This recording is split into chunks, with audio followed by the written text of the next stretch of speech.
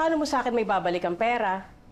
Ma'am, promise po, kapag lumabas po sa ospital yung anak ko, pagtatrabahuhan ko po yung uutangin ko sa inyo. Kahit ano po gagawin ko, maglalaba po ako, maglalampaso po ako. Kahit ano pong pagawa niyo sa akin, gagawin ko po. Emma, pasensya ka na. Wala talaga akong mapapahiram sa'yo. Mama! Kakapalan ko na po yung mukha ko. Wala na po talaga akong ibang malalapitan. Kuya lang po.